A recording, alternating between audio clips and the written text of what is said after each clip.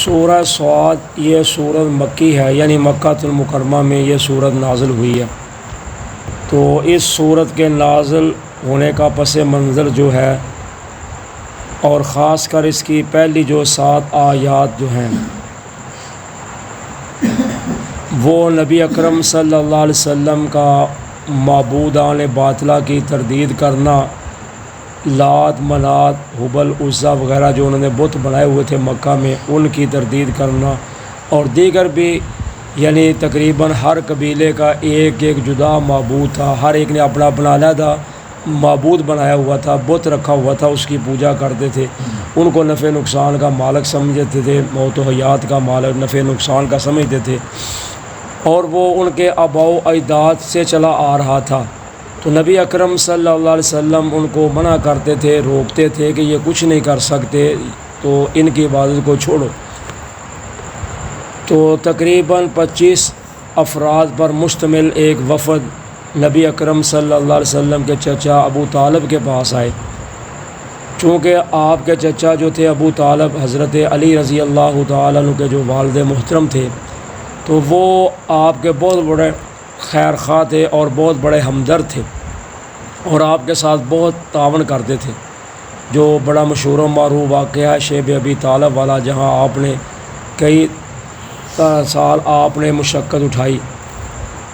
تو آپ کے پاس آئے تو آ کر کہنے لگے کہ اپنے بھتیجے کو سمجھاؤ کہ یہ ہمارے بتوں کی مخالفت نہ کرے، تو اگر یہ سمجھ جاتا ہے تو ہم ان کو اجازت دے دیں گے کہ یہ اپنے دین پر جو چاہیں کام کریں، اپنا دین پھیلائیں، اپنے دین کو پر عمل کریں، لیکن ہمارے دین میں دخل اندازی نہ کریں۔ تو نبی اکرم صلی اللہ علیہ وسلم کے چچا ابو طالب نے آپ کو بلایا، تو بلا کر کہا بھتیجے یہ بات ہے، یہ جو آپ کے رشتہ دار بھی ہیں، آپ کے بڑے معزز بھی ہیں، تو یہ بات کہہ رہے ہیں، تو آپ ان کو کیا کہتے ہیں یا کیا مسئلہ ہے؟ تو فرمایا چچا میں تو ان کو یہی ایک کلمہ کہتا ہوں کہ یہ لا الہ الا اللہ کہہ دیں تو یہ عجم کے مالک بن جائیں گے، تو ان کے لیے یہ بہتری ہوگی۔ تو وہ کہنے لگے کہ یہ کیسے ہو سکتا ہے کہ ہم اپنے معبودوں کو چھوڑ کر ایک الہ کی عبادت کرنے لگ جائیں، یہ تو ایک عجیب بات ہے۔ تو آخر کار وہ جب ناکام ہوئے بات سن کر، تو کہنے لگے چلیں جی اٹھ کر چلتے ہیں، تو یہ نہیں ماننے والا، یہ ٹھیک ہے اپنا کام کرے، ہم اپنا کام کریں گے۔ تو یہ خاص کر 7 آیات مبارکہ اس وقت نازل ہوئی۔ بقایا اللہ تعالیٰ نے اس صورت میں اپنے 2 پیغمبروں کا، حضرت داؤد اور حضرت سلیمان کا خاص کر کے تذکرہ کیا ہے، تو اس لحاظ سے اللہ تعالیٰ نے فرمایا کہ صاد والقرآن ذی الذکر۔ تو لفظ صاد جو ہے یہ حروف مقطعات سے ہے، جیسے ہم پیچھے کئی ایک صورتوں میں پڑھ چکے ہیں، یعنی سورہ کا مریم میں اور سورہ طٰہٰ میں بھی، اور شروع میں بھی الف لام میم سورہ بقرہ میں بھی، اور سورہ آل عمران میں بھی۔ تو اسی طرح اس سورت کے شروع میں بھی یہ لفظ آیا ہے صاد، تو اس کا معنی اللہ تعالیٰ ہی بہتر جانتے ہیں۔ بعض نے قسم کا معنی لیا ہے، بعض نے کہا یہ اللہ کا نام ہے۔ تو اللہ تعالیٰ فرماتے ہیں والقرآن ذی الذکر، قسم ہے نصیحت والے قرآن کی، یعنی قرآن ایک نصیحت ہے جو اس سے عبرت حاصل کریں۔ تو البتہ ان کافروں کو اس سے فائدہ اس لیے نہیں پہنچ رہا کہ ان کے دماغوں میں تکبر اور غرور اور مخالفت ہے، اس وجہ سے ان کو یہ قرآن فائدہ نہیں دے رہا۔ باقی قرآن تو جو ہے یہ ہر ایک کو فائدہ پہنچاتا ہے، تو اس لیے اللہ تعالیٰ فرماتے ہیں قسم ہے قرآن نصیحت والے کی، بل الذین کفروا فی عزت و شقاق، بلکہ وہ لوگ جو کافر ہیں وہ غرور میں اور مخالفت میں پڑے ہوئے ہیں،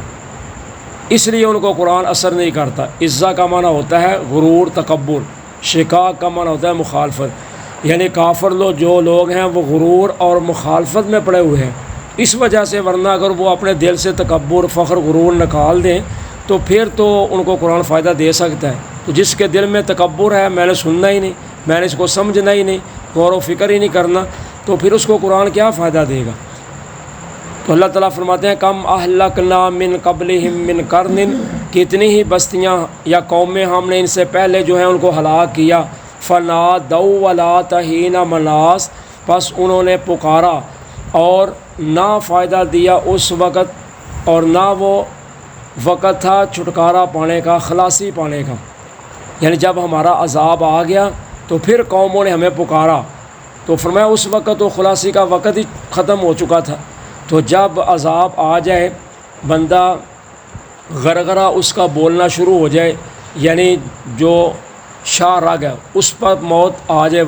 تو پھر بندہ توبہ کرے تو پھر توبہ قبول نہیں ہوتی۔ تو اس لیے اللہ تعالیٰ فرماتے ہیں جب ہم نے تو قوموں کو تباہ کیا، جب ہماری تباہی کا ان کو وقت آیا ان کو ہلاک کرنے کا، تو اس وقت انہوں نے ہمیں پکارا، لیکن فرمایا اس وقت تو خلاصی پانے کا وقت ہی ختم ہو چکا تھا۔ وَعَجِبُوا أَن جَاءَهُم مُنذِرٌ مِّنْهُمْ، اور ان کافروں نے تعجب کیا اس بات پر، یا ان کو تعجب ہوا کہ آیا ہے ان کے پاس ایک ڈرانے والا انہی میں سے۔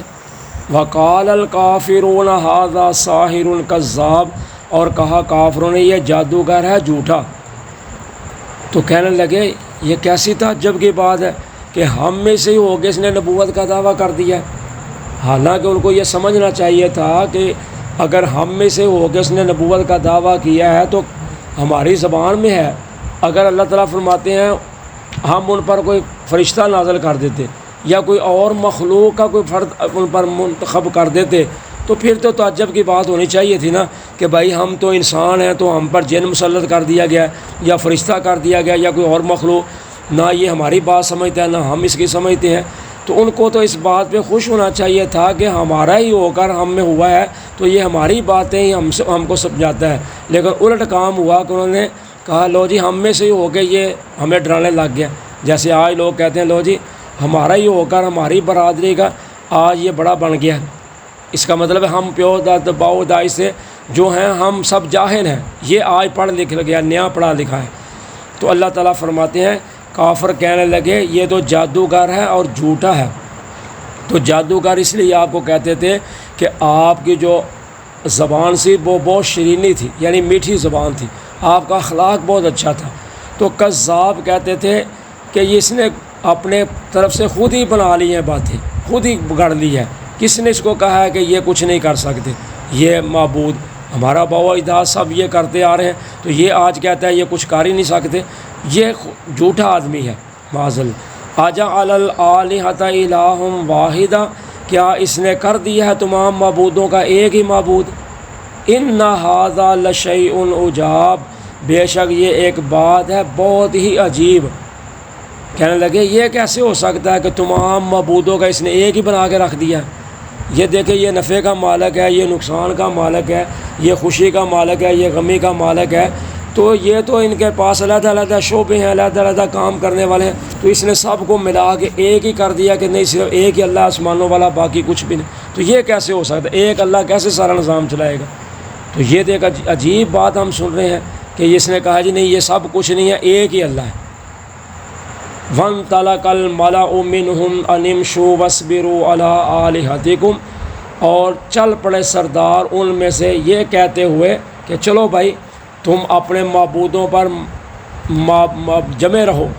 مضبوط رہو۔ إِنَّ هَذَا لَشَيْءٌ يُرَادُ، بے شک یہ ایک ایسی چیز ہے جس کا ارادہ کیا گیا ہے، یا ارادہ کیا جاتا ہے۔ کہنے لگے سردار چلو اٹھو چلے، اس نے نہیں بات ماننی ہماری، ٹھیک ہے اس کو اس کے حال پہ چھوڑو، اٹھو تم چلو اور جا کر اپنے معبودوں پر ڈٹے رہو، یعنی اپنے معبودوں کو چھوڑنا نہیں، تم جو کر رہے ہو وہ کرتے رہو، اس کو جو کہتا ہے کہنے دو۔ کیوں؟ یہ ایسے معلوم ہو رہا ہے یہ کچھ چاہتا ہے،